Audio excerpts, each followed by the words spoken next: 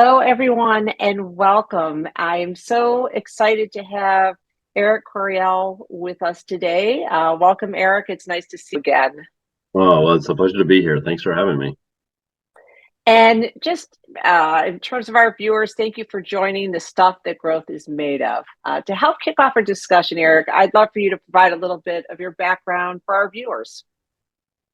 Sure. Well, really briefly, I spent 22 years in the corporate world, played a variety of roles. I think pretty much everything from buyer to CFO to sales manager, and then two stints as president. And through all that, wrestled with leading people, wrestled with holding people accountable, discovered that I wasn't really good at it. And also through all that, discovered that the way we manage accountability isn't very healthy. We create very leader-led accountable organizations and led to a lot of parent-child relationships. And I'm like, there's got to be a better way. And through a lot of trial and error, I kind of figured out how do you get teams to become accountable? How do you get people to become accountable to each other and to the results and not just to the leader? And discovered that was my real passion in life, and that I wanted to help other leaders learn to do the same thing so they didn't have to go through all the trials and tribulations I did. So for the past 15 years now, I've been out on my own helping other organizations do just that. And that's what led us to get connected as well.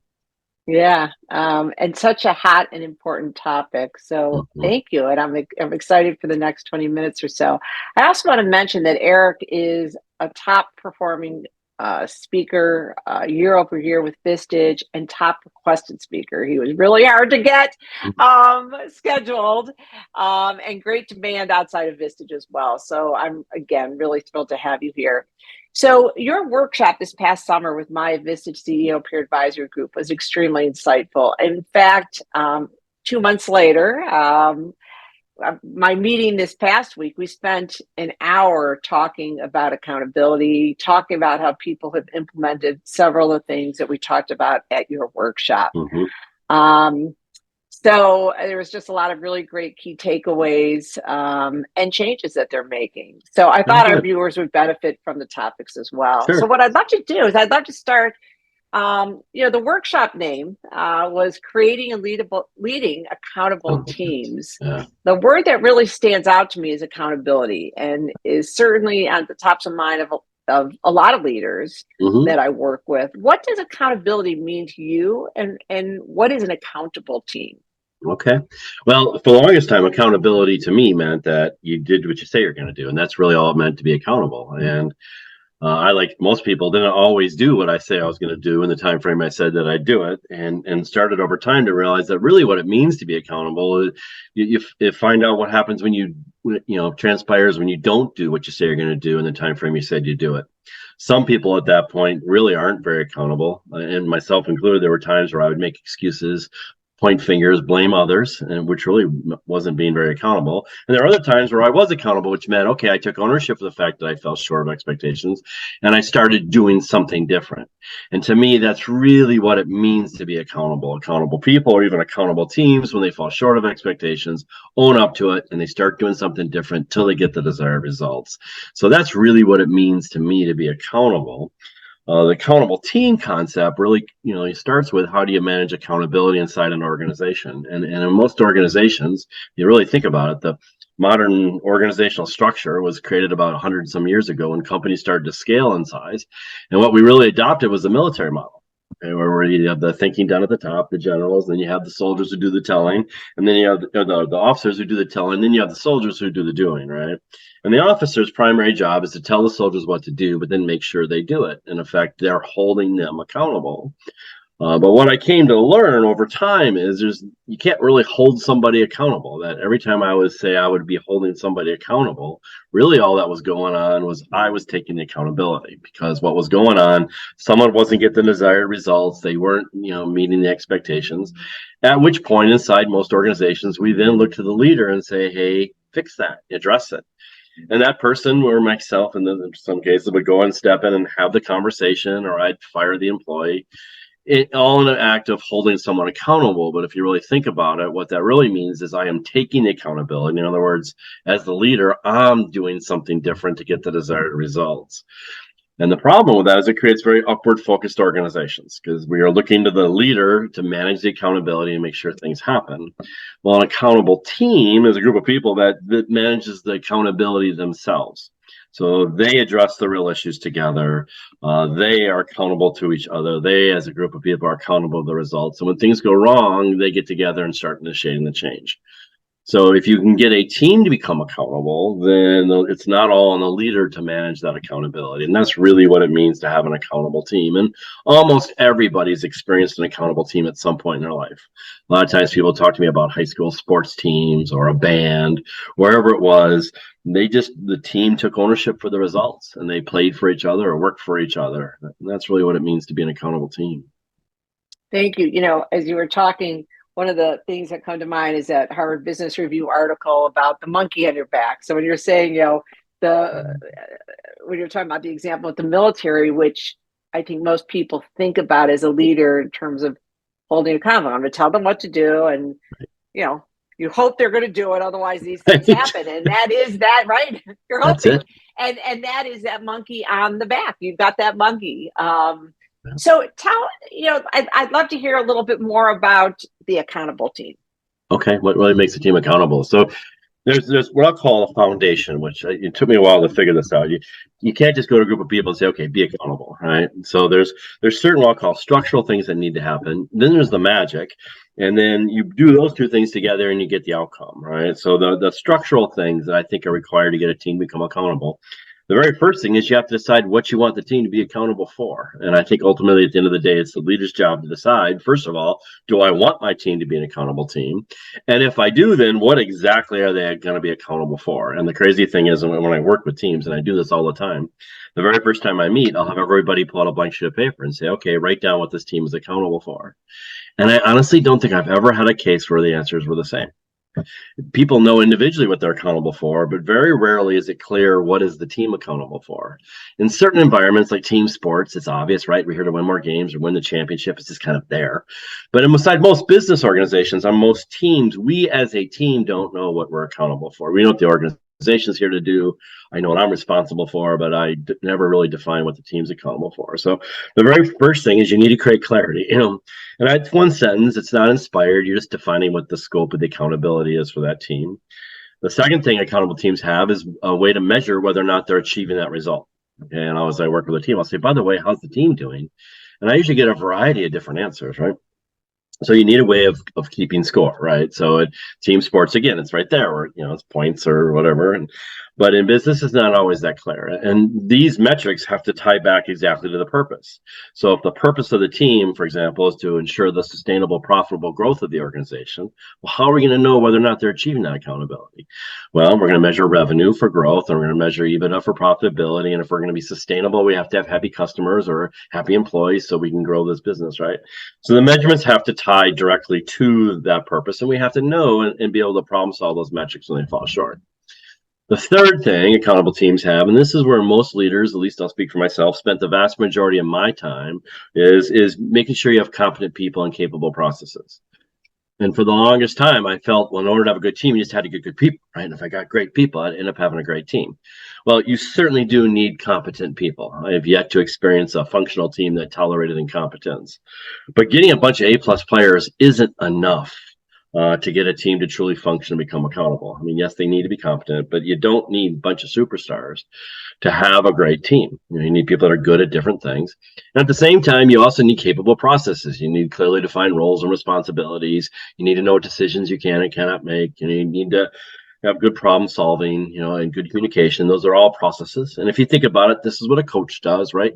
Coach comes in, puts in the processes. This is the offense we're going to run. This is the defense we're going to run. Here's a playbook. Here's how we're going to use it. Here's how we're going to talk to each other. You're going to be in time for meetings. I mean, those are all processes. And then I got to get competent players to play, and away we go, right? And that's the focal point for most leaders when it comes to their teams. Unfortunately, it's not enough. And there's one more thing that has to happen. And to me, it's the most important thing. If you really want a team to function, is you got to create a shared fate. And by that, I mean, there has to be this experience of what happens to one happens to all.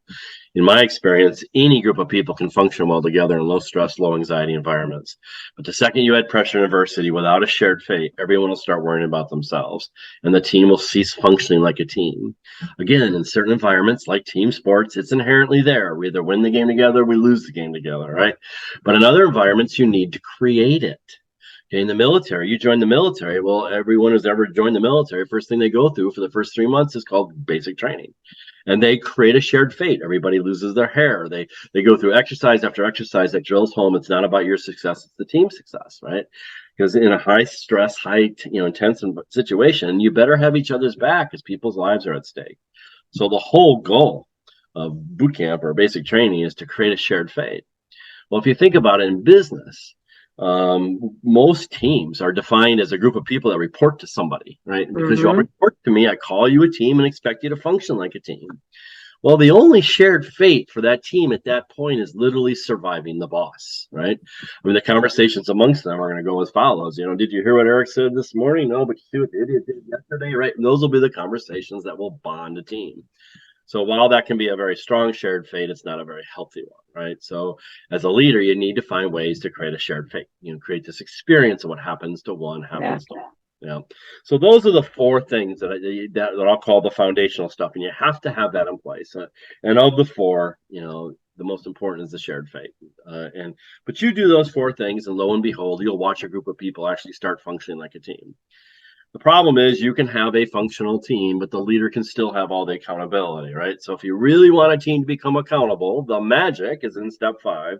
And what you'll find on accountable teams is that they deal with their real issues together.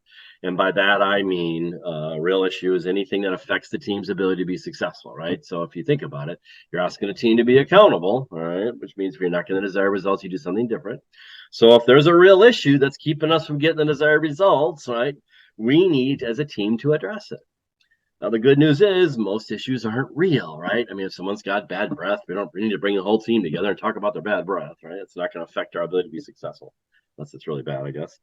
But if someone is not equally invested in the team, that's going to be a real issue. If someone's not operating by the values we agreed to, that's going to be a real issue.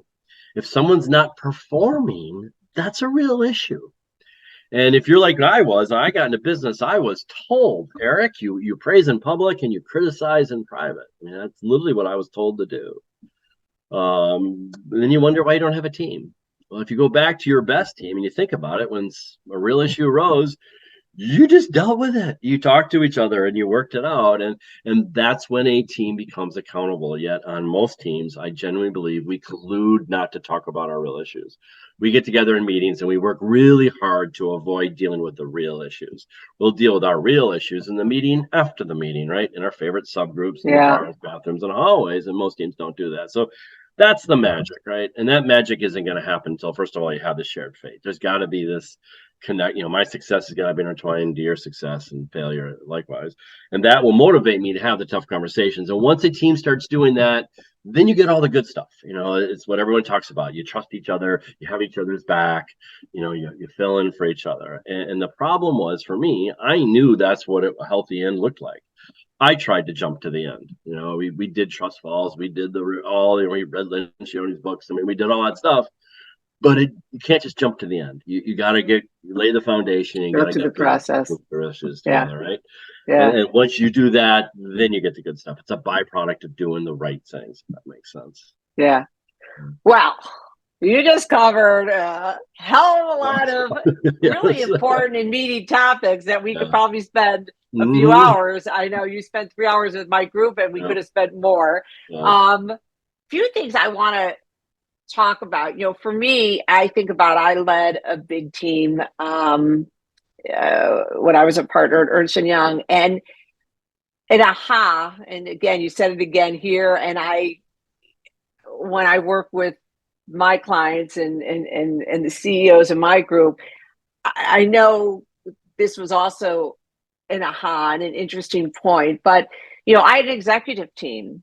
Mm-hmm. But after listening to you, when I reflect back on it, it was like, okay, yeah, we were the executive team, but Yep. we didn't necessarily have Yep. that kind of had a shared vision, but it wasn't sticky.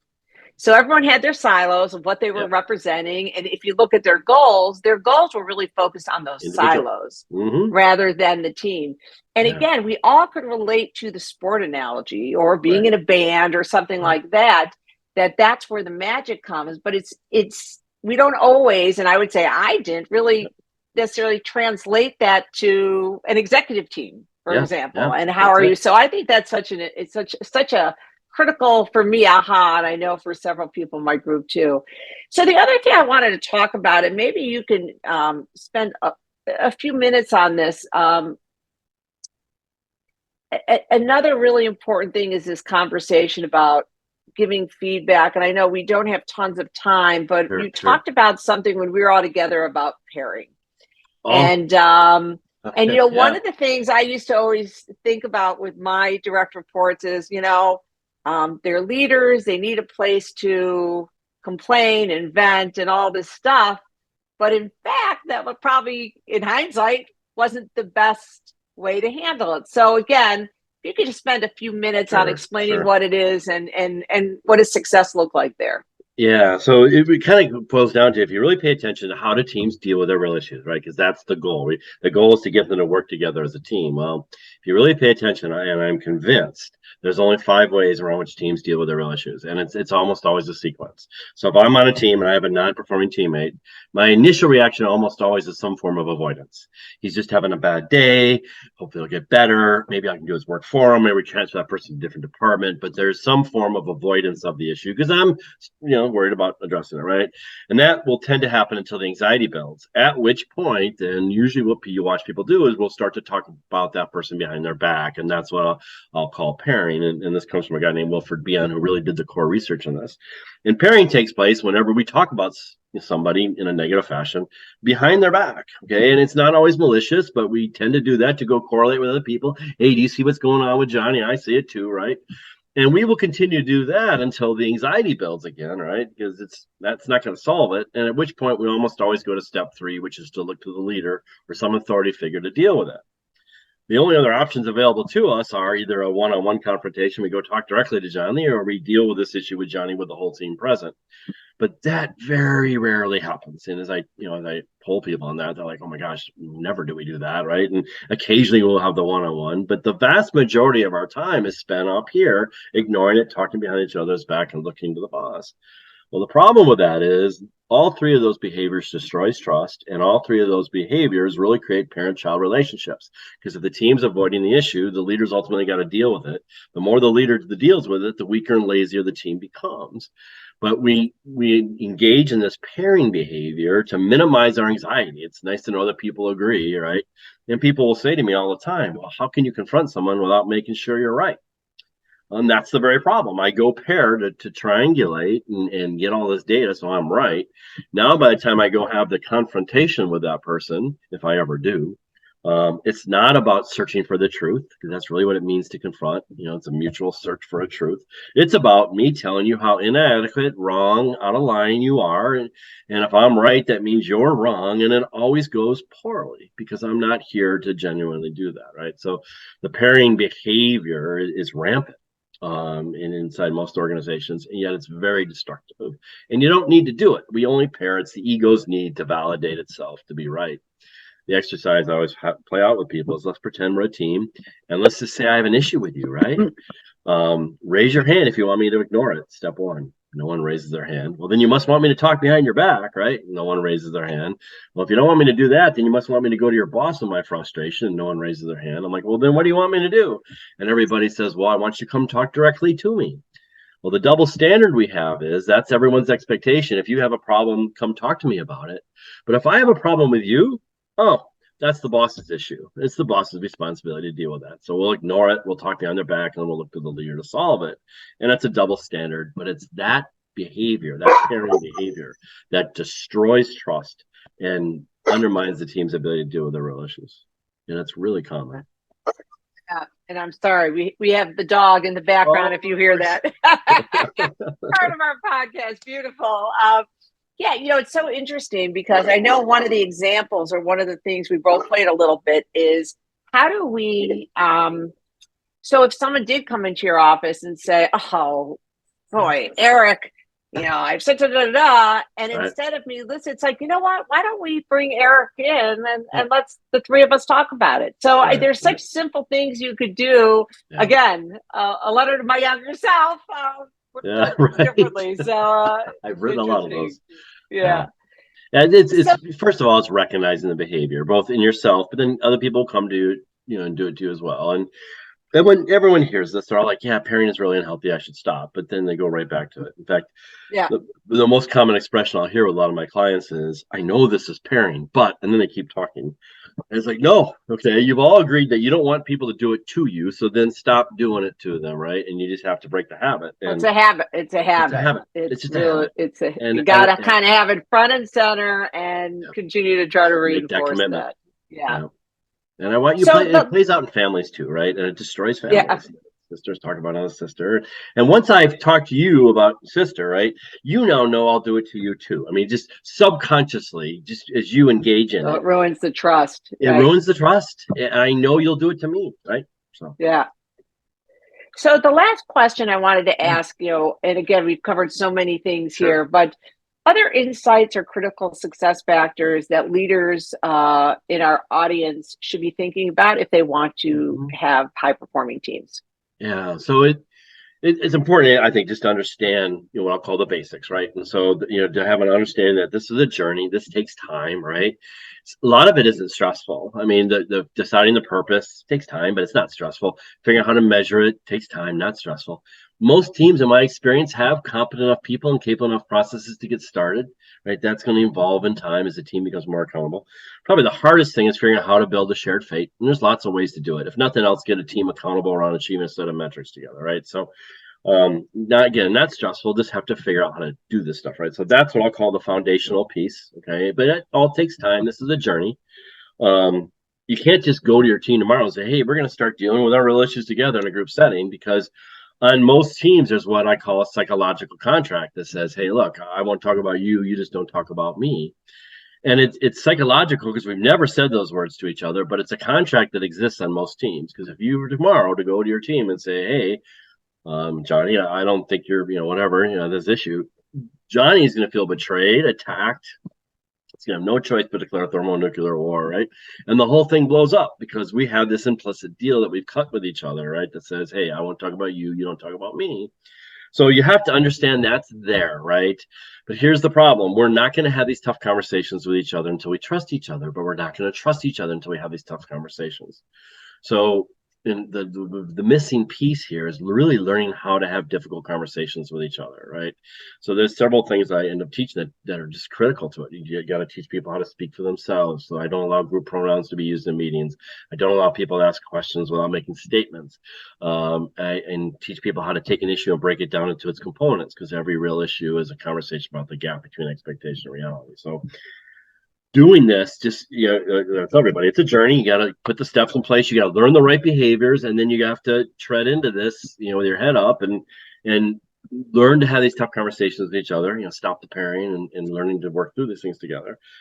But from a leader's perspective, the hardest part of this, in my experience, and the biggest single challenge in making this a reality, is the leader's inability or unwillingness to let go of control.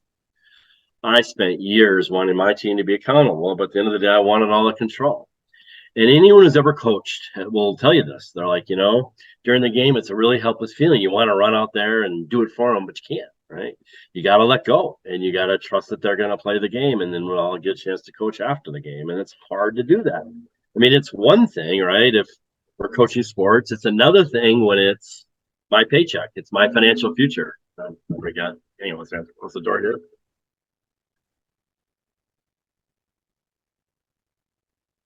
People are here. And it's hard as a The leader beauty to of let go of working that from home. control, Go and it's ahead. not Yeah. easy. So that's Yeah. the biggest thing. And the second other insight is it requires a higher level of adulthood. And you just have to, most people really do want to be adult and they want to take accountability. But every now and then you're going to get someone who just is not comfortable. And those people will tend to say, "This isn't the environment for me," and they'll leave. Um, while most people, in my experience, really do rise to the occasion. But just know that you may lose an employee or two as you go to do this, because Yeah. this isn't what they want. It doesn't make them Well, bad and people. They're it's just not it's wired. around setting expectations, right? Yeah. On a lot of this stuff. Yep. Yep. Again, you said so much. It reminded me of, um, and I one of my members actually, this was the first thing she did when she came back, is really push back, because it's easy to say, "Well, we feel that way." Again, it's like we. Well, what do you feel? I want the What do you feel? I, or Yeah, making that statement. There's some little things in there that yeah, are really tricky, and yeah, you went through all of this, but there's a lot there. But yeah. There's there. so besides spending time with Vistage groups, Eric, can you share with the viewers what else you're focusing on, and if they want to Oh, reach you, what's the best way for them sure. to contact you? Yeah, so my email is simple. It's Eric, ERIC, at accountable teams. So it's all one word, accountableteams.com. And so most people reach me through it. I've been doing this for 15 years. I haven't even had a website because I get so much work through referral. But finally, I've decided to get one. So I'm working on that, but that'll be accountableteams.com. So that's there. But the bulk of my time, I do Vistage as I can. I grew up in Vistage. I was in a Vistage, so I was a long time member. My dad was a Vistage chair. So my promise to myself was that if I ever got a chance to pay back, I would. So as I have time, I get to share this message with people in Vistage. But the bulk of my time is just working with organizations, leaders. I am convinced that the hierarchical structure in smaller to medium sized companies is going to be gone in 20 years. If you think about business, everything in business has changed in the past 10 years, 20 years, 100 years, except the way we structure businesses and the way we manage accountability. Even the military has figured out this model doesn't work. So that's why they're creating all these teams, SEALs teams, and all that kind of stuff. They're changing the way they manage accountability. But business hasn't made the change. What's driving the change is that the younger generations, the millennials and Gen Zs, have no interest in the hierarchy. I'm not staying long enough to play that game. I want to have autonomy. I want to be part of something bigger than myself. I don't want to be pigeonholed. I want to be learning new things. And accountable teams is the way around which you can change, because you still need to manage accountability inside an organization, right? So if you get good at creating accountable teams, you can restructure your business so it's not the hierarchical model. So I usually end up working with an organization, just helping them understand the basics, but getting the leadership team to function. That's because if mom and dad aren't functioning well, you have a tough time with the kids, right? So getting that team to then become an accountable, high functioning team, and at that point, then you can decide: do we want to do this inside our existing siloistic structure, which works too, or do we want to rethink the way we structure the business? And now we can start to build the organizational chart around the way work flows and manage accountability through these accountable teams. So the vast majority of my time is really helping organizations do that, and it's much more appealing and attractive to the younger generation. I think that's why there's such tremendous turnover, because that hierarchical model doesn't fit who they are and the way they were brought Yeah, up. It yeah. just doesn't. Yeah, Yeah. it's a sea change, and a lot of things to get comfortable with. Well, I would say first of all, Vistage, and I know my group. I feel very lucky that we have you as this wonderful Oh, resource, and so I'm glad that you want to give back, because we're better for that, and anyone would be very lucky to have you help them from a company perspective, because there's all this is so important, and you it is. obviously. Are very well versed in it. So thank you so much Oh, for you're your welcome. Thanks for time. having me. Yeah. And to the viewers, thank you for watching. This is the stuff that growth is made of.